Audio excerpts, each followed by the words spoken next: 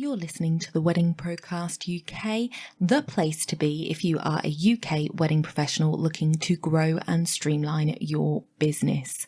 I'm your host, Donna Eade, 10-year wedding photography veteran and CEO at the Society of Professional Wedding Vendors. If you want to grow and streamline your business, this is the podcast for you. Make sure you hit subscribe where you listen or join our email list at www.spwv.co.uk. You'll find the sign up form at the bottom of every episode, and by doing so, you won't miss a thing. So let's jump into today's show.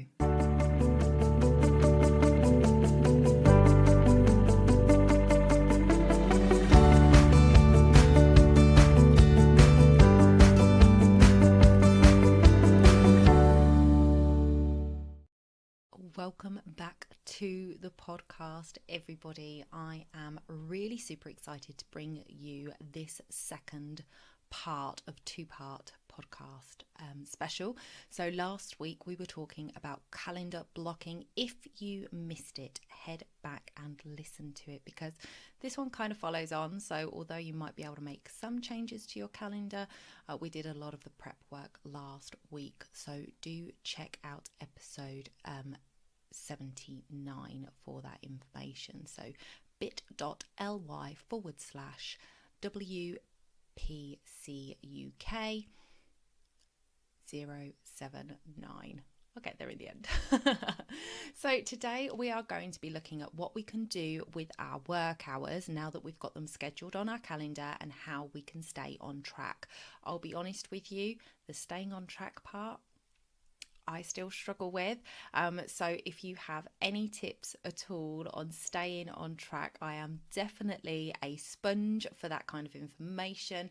Head over to the Wedding Procast group on Facebook. It is facebook.com/groups/WPCUK and join in the conversation. Let us know all of your tips for staying on track with your work.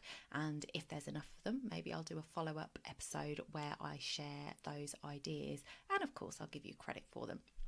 So let's get our work hours sorted.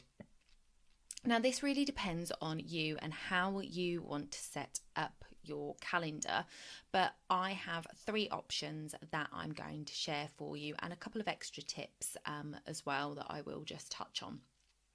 So the first thing I want you to do is to write down everything you do in your business, from sending an email to sending an invoice to creating to sourcing to research. Every single thing that you do in your business, take a big brain dump and put it all on one page if you can. And then what I want you to do is to look at all of those different things you do and group them into like for like tasks. So for example, if you are doing a finance day, then you would include your invoicing on that day and chasing payments. That all kind of comes under the same umbrella. If you are looking at writing a blog post, well, you also write social captions, you also write emails, newsletters and things like that. So that might all come together under one. Then like having what I call a CEO date, which is checking your social stats, checking your ads performance, checking your Google Analytics, meetings with clients, with colleagues, with venues, scouting venues and things like that. So just group all the like for like activities together.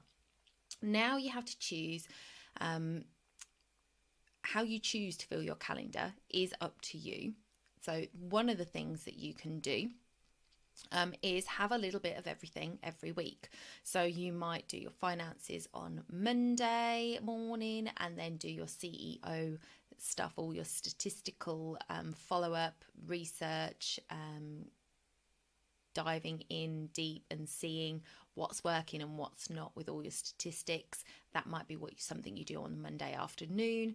Then on Tuesday you might do client meetings in the morning and you might do colleague meetings in the afternoon. On Wednesdays you might have that as creative day. So whatever it is that you do that's creative in your business, maybe that's the element that you do on a Wednesday. So for example, if you're a DJ, maybe you're sourcing new music, coming up with new mixes and doing all that creative stuff. If you are a cake maker, maybe that's your baking day. If you are somebody who does invitations, then maybe that is the day that you're mocking up designs for your clients and things like that. So do that throughout the week, put everything on the calendar, a little bit of everything, and that is how your week will chunk down. So I personally, and I think I talk about this a bit later in the episode, but I tend to do sort of 3-hour chunks of time. I'm not one that can handle smaller chunks, and I kind of feel like you really get into something and then you have to stop and change what you're doing, and that breaks your concentration. So I suggest 3-hour blocks to do these things in. Remember, you're doing lots of little things within it. So in your finance 3-hour block, you might be going into FreshBooks or Xero and making sure that your accounts are up to date, but then you might also need to send a few invoices. So you might be grabbing some client information and popping out some proposals and doing things like that. Then you might be in your emails chasing up payments from clients. So you may have 3 hours and you may think, oh gosh, I'm never going to be able to fill that 3 hours. But with the stuff that you're doing within it, you are going to be changing what you're doing, but you're all on the same topic. So it means that you're not, for example, if you were going to just not have any rhyme or reason to what you're doing, maybe in the morning you're like, oh, I need to update my my accounting software. So you go in and you start doing that, and then you remember, oh no, I need to get that client work finished. So you drop that, you head over to your client work and you start doing something creative, which means that you've got to get everything out, you've got to get everything prepared, and then you start working it. And then through that you might get a phone call, and then you're on the phone for an hour, and then when you finish that, you're actually like, oh, I need to do that thing before lunchtime. And then you're jumping about from thing to thing, and that tends to mean that you are spending sort of 5 to 10 minutes in between those things getting set up for the next thing. But if you're doing everything that is finance based, then you are going to be, you know, in the same sort of vicinity. So your invoices, you might send them through your accounting software. So if you've gone in and reconciled all of your amounts, then that's fantastic. You've reconciled your amounts. Now you need to send a couple of invoices. Well, you go into your invoicing part of your accounting software to set those up. So the only other thing that you've got to open is maybe your client documentation, so you can grab their details out of it. So you make sure that you're putting the right stuff on the invoice. So you're already in that system. And then maybe you need to chase up some payments. Well, again, if you're using your finance software properly, that information is all in there, and it's usually just a tap of a button that you need to send a reminder for those things. So you're all in the same place, but you've got 3 or 4 different things done in that same place. I hope that makes sense. So you might want to consider having option 2, which is an A-B week. So for example, week A, you do all your front-facing client work, meeting with clients, scouting venues, guesting on lives, on podcasts, YouTube, meeting with colleagues, etc. So everything that is about marketing your business and forward-facing communication with your clients, working with your clients, and doing your client work. That is all stuff that you would do on week A. And week B would be all your back-end business stuff. So all of your accounting, invoicing, blog writing, social media, admin, ordering, getting contracts signed, all of that stuff would be stuff that you would do on week B. There will always be some things that you have got to do across every day. For example, if I didn't go into my emails every day, I would probably lose the will to live, because I just get so many emails. Most of them, to be fair, are spam or, you know, newsletters that I've signed up for. But if I don't go in every day and delete things that I don't care about, action things that I do care about, make sure I'm catching any client emails, then it builds up and builds up. This is something you have to keep on top of. So for me, I always spend 30 minutes in the morning in my inbox and 30 minutes before I close down at the end of the day in my inbox, just to make sure that everything is sorted. And I might have a quick glance at lunchtime just to make sure that there's nothing urgent that has come through while I was at lunch before I start my afternoon. So option 3 is to have a more seasonal approach. Now, it may be that you combine option 1 or 2 with option 3, with the seasonal. So if you know that June to August you're doing multiple weddings a week and you just don't have the time to sit there and write out a captivating social media post, or you don't have time to write blog posts, you might want to do a seasonal week. So you would have, maybe you wouldn't do those things during the summer months. So from June to August, you don't write blog posts, you don't write social captions. So maybe you are in your stories, which are nice, quick and easy to throw up there to keep everybody up to date with you, but you don't do any of that stuff on the regular during the summer months. So your week may look more like it's client facing, and then just the back end stuff you need to do to get you through the summer months. So, you know, organizing your client portfolio, or ordering photo albums or USB sticks and loading your photos and things like that. Those, and obviously baking cakes, you would have to do that. Ordering your ingredients and things like that, things that you have to do during the summer months when you are fully packed with weddings, and drop the stuff that isn't necessary. So you may do, instead of going in and having a finance morning every week or every other week, if you're on an AB week, you might do that once a month in the summer. So maybe you do a monthly calendar where you drop those blocks that you do on your back end week into different weeks of the month, so that you've spread it a little bit more. I understand that one of the things that we are always taught with our social media and our weekly content is consistency is key. And I am not telling you to stop being consistent during the summer months. Absolutely not. I am going to try and help you to be consistent through those summer months without putting that added pressure on you, and giving you some more space so that you can continue to do the best work that you can. So here is my example. If you can, and you can do the same thing with social media posts. Now, I tend to block my social media for a whole month and do that in one go. That might work for you, it might not. If you can do at least a week in advance, that can be really useful. And remember, your stories is the here and now. Your posts can be more strategic, so they can be more of, you know, maybe I do Motivation Monday, I do a top tip Tuesday, you know, all of those things. You can do your main wall posts around those kind of things, so that you're getting information out to people, but it doesn't necessarily have to have a real time link. Now, if you can, so if you know that there's a national day coming up, you know, Breast Cancer Awareness Month has been October, so I put a post out about that earlier in the month. You know, you can schedule those things in, but it doesn't necessarily have to be topical to that particular week when you're doing your posts. You can do that in your stories. So my example, I'm getting back on point, sorry, getting off track. It doesn't happen often, does it? If we can get 3 blog posts done in our blog writing session. So if you've got a writing session where you're going to be focused on blog writing, email, newsletter writing, and social media caption writing, and you might decide to do a solid hour on social media on its own, and then use your 2 hours for your blog writing. You might need 4 hours and then do an hour on your emails. It just depends on how fast you can write and how flushed out your ideas are when you start.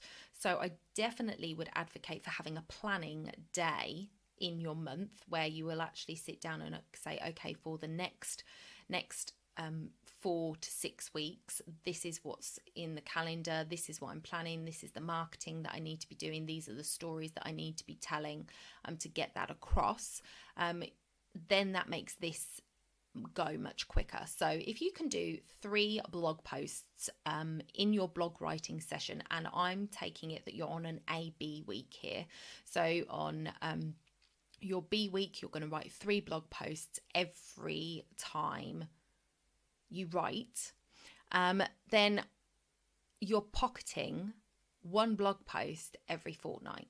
So you're doing 2, 1 goes up, and then the 1 goes up the following week, and then you write another 2, you write 3, and you put 1 up that week, you put 1 up the next week, and then you've still got 1, but you're going to write another 3. So the one that you wrote last in your first block goes up that week, and then the first one you wrote in your second block goes up the following week, and then you've got 2 when you come to your next writing block. Does that make sense? So you're always bagging 1 extra blog post each fortnight. So if you were to do that from mid-November this year, so I'm giving you a couple of weeks to get this all sorted and organised in your calendar, but if you could start in mid-November, and then you have 2 weeks off at Christmas and a week off at Easter, that means that you would lose 2 writing days.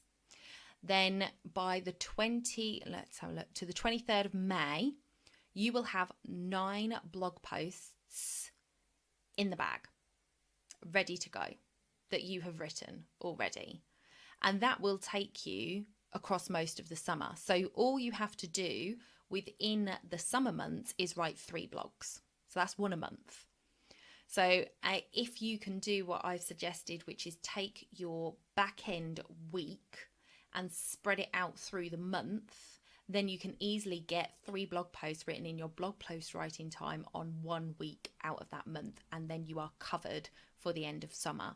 And those might be, obviously your blog posts can be real weddings, they can be how-tos, they can be tricks and tips, 3 things to know before you get married, all of these different things. So it's not necessarily an issue that you are preloading them or pre-writing them, because it can all be information that can be relevant.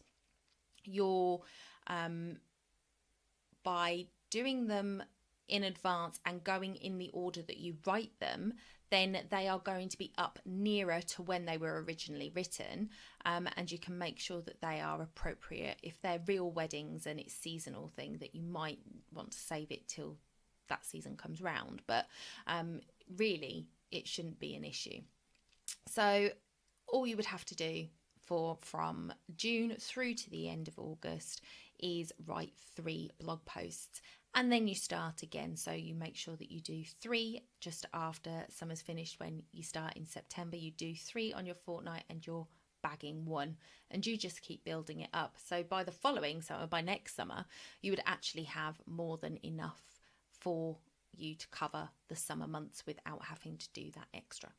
So that is my my thoughts on that, so that you can have the seasonal calendar. You don't have to worry so much about the back end stuff, but for you might have an even spread of weddings throughout the year, which means that actually the AB weeks work better for you, and you just have to have maybe 1 or 2 days where you're doing client-based work, or maybe you need to do a client day in your back end week as well, because you're doing more weddings throughout the entire year.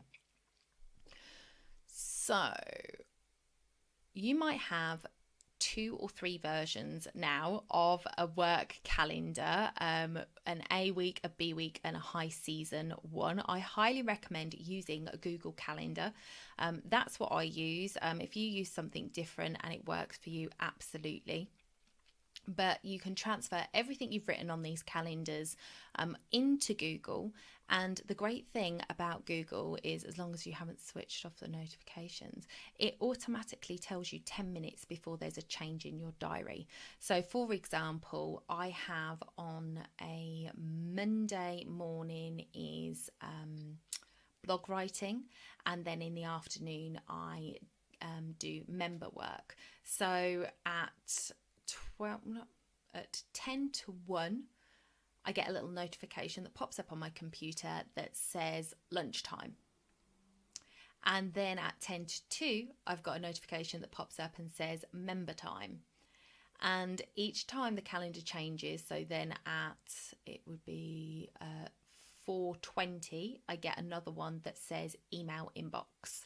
So it just guides me through my day, so I don't have to keep looking back at my calendar, although I always keep my calendar open. I don't suggest you keep your emails open, but I do always keep my calendar open on my desktop, so I can just quickly switch back to it and see what I'm doing.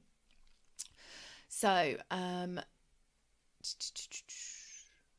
yeah, if they're not coming up, then do check your notifications, because it may be that you have switched the or not allowed Google to send push notifications, and that might be why it stops. So keeping on track can be difficult. So one of the ways you can do that is by using Google Calendar, and obviously it prompts you each time you're supposed to be changing your activity based on the calendar that you put in it, so that can help. But I still struggle with this one myself, especially if I am on a go slow in the morning. I just getting in front of my computer on time to start my calendar can be hard. So if you are the same, I totally feel you. Something that I've been trying out though, and that I find helps once I'm going, is to make sure that I've got my phone on do not disturb. So you can set your phone up to be on do not disturb. I'm looking around like my phone's somewhere. It is here. You can set it to do not disturb except for phone calls. So obviously if your phone is your business line and you need to be able to receive phone calls from potential clients that are going to ring you, then you don't want to put it on flat do not disturb and not receive anything. But if you put it on do not disturb except calls, then you have the ability to ignore Facebook notifications, ignore email notifications, ignore Instagram notifications, Google notifications, app notifications, anything else that you've got that notifies you. Honestly, my phone pings for most of the day, mostly with WhatsApp, mostly my mum and sister in our group chat. So you won't get all of those pings to your phone if you've got it on do not disturb mode. So it's really useful, especially if you've got a deadline to reach, especially if you need to be focused 100 on what you're doing. And I suggest that, because we're trying to build the life that we love here, and last week I told you to make sure there was time for you, make sure there was time for your family, your work hours may look a lot less than you perhaps normally put into your job. You need to make sure those hours count. So if you've got to be on do not disturb for 3 hours and just focus on cracking on getting those 3 blog posts written, then that's what you've got to do. So definitely give that a go. There is a way to do it on iPhone and Android, and I will link a link in the show notes so that you can go and see how to do that on both phones if you don't know. So if you go to bit.ly/WPCUK080, you can find those links in the show notes. So I also use my phone as an alarm, but I am thinking of getting a external, like an egg timer type alarm that I can put it on for 50 minutes. So as I said, you've got these, I'm suggesting a block of 3 hours, and perhaps you're going to focus on making sure your bank's reconciled for that first hour, make sure that all of the appropriate things are in the right place, that you're labeling things correctly in your accounts, etc., and doing all of that. And that's maybe going to be your first hour. Then you're going to move on to invoicing. I would set an alarm for 50 minutes and just focus close down all your other tabs. That is a really big one because it is so easy to get distracted. So close any unwanted tabs so you don't get any distractions from that. And I say that because I think it was like, as I was writing my script for this, I hadn't followed my own advice and I had other tabs open, and a conversation started up on Facebook, a ping, and it pinged on my phone because I hadn't got that on silent, and it pinged on my computer, and I was just like, what was that? And then I was distracted because I'm writing this script for this podcast, but I know there's somebody's, what if I don't reply straight away, and and I get all that sort of fear of missing out, what's the person talking about. So it is something that it just takes you away from what you're doing. So even if you don't look at it, your mind has been distracted and it takes a minute or two to get back into what you're doing. So if you shut down all of the tabs except the ones that you need open to do the job that you're doing, then you're not going to get any unwanted disruptions from other places. So that is another top tip. So there are different techniques to work on your timing. One of them that might work for you, it doesn't work for me, is the Pomodoro technique. Now this is the technique of spending 20 minutes doing something, taking a 5-minute break, then spending another 20 minutes and taking a 10-minute break, and then spending another 20 minutes and taking a longer break, or something along those lines. I will link it in the show notes again. Head over to bit.ly/ WPCUK080, and you can find a link to find out more about that technique. For me personally, I find it's too disruptive and it takes me too long to get back into something if I've been taken away from it. So that's why I say I'll set an alarm for 50 minutes, and then at 50 minutes I'll get up, I'll have a stretch, I'll go to the kettle, I'll make a cup of tea, just stretch my legs, I'll walk around a little bit, get out of the office, and then come back and set a timer for another 50 minutes. And that is more useful to me, and I can get back into my work easier then because I've got 50 minutes of work backed up. Do you know what I mean? So if I'm typing a blog post, for example, I've already worked on it for 50 minutes, so I'm in the zone. I know what I'm writing. I'm taking a short break. I come back and I can read the last couple of lines and I'm back in flow with it. Whereas if I just stopped after 20 minutes, I'd only just be sort of getting into it at that point for me. So you have to find what works for you. Not everything will. So I say give it a go. Try it for at least something like that kind of technique, at least for a day, and see how it works. Does it work better for you in the mornings if you do it in the afternoons? Does it work well all day? Is it something that just doesn't work at all and you just couldn't keep up with it? You've got to find something that works for you. So let me just take a sip of water, because I do start getting croaky in the middle of these podcasts, I have noticed. So my final tip, and obviously I'm hoping that you're going to deliver many, many more into our group on Facebook, but my final tip is to have a notebook open on a plain page beside you with a pen. So how often have you been mid one topic and then suddenly thought something else pops into your head and you need to send that email or complete that invoice, and you just sort of go, oh, I need to do that, and you move over to do that because you've already forgotten about it, or maybe you haven't, but you feel like, oh, if I don't do it now I'm going to forget. So you head over to whatever platform to do that. You've now opened your email inbox, and then you head back to your thing, and then you start getting the pings that your inbox has got messages for you, and you're distracted, and it just pulls you off topic. And again, like I say, if you get pulled away from something that you're doing, it usually takes a few minutes, up to sort of 5 minutes, to get back into what you're doing, so you're losing time there. So instead of doing that, write it down.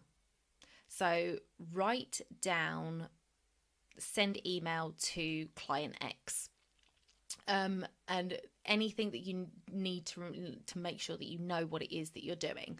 And then once you have completed your task, so for example, me with my 50-minute timer, once you've got that 50-minute timer goes off, then head back to that and go, okay, let me just send that, and just complete the little tasks that you've written there before you start your next block of time. Now, if they are things that you have got in the schedule to do, so for example, if it is send an email, you know that at the end of the day you're going to send an email. If it's not desperate that it needs to be sent at that moment, like you should have sent it last night and you forgot or something, then put it down in your email block. So head to your calendar, open up that email time that you've got and type in there, send an email to, and then save that so that when you get to that block, you can see that you need to do that. You've also got it on your piece of paper next to you as well, so you can just write in there, do it at email time. And then just make sure that at the end of the day, the things on there have either been taken care of or have been scheduled. So it may be something that isn't desperate, but just by clearing your mind of everything else and focusing on one thing, it came to you that when you do your invoicing, you've got to chase up a certain client. So you might write down, don't forget to chase up so and so, and you can transfer that into your calendar for the day that you do your finances. Hope that makes sense. So today we have looked at how to get our work hours populated with different schedules that you might want to draw on. We spoke briefly about batching content so we can get ahead, and we went over a few ways of staying on task. If you implement these tips into your calendar, then I'm sure you'll be able to save yourself some time and focus more on the things that are important to you. If you have any tips that you would like to share, then please do head over to our group on Facebook, facebook.com/groups/WPC UK, and share them there. Don't forget you can grab your free calendar blocking PDF with an example at spwv.co.uk/calendar. That was there on last week, so if you already downloaded it last week, it's the same thing, so you don't need to do it again. And that is it for this week. So I hope that helps you set your calendar up a little bit more productively for you. If you have any tips or thoughts, then please do head over to the group and let us know in there, and I will see you next week. Bye for now.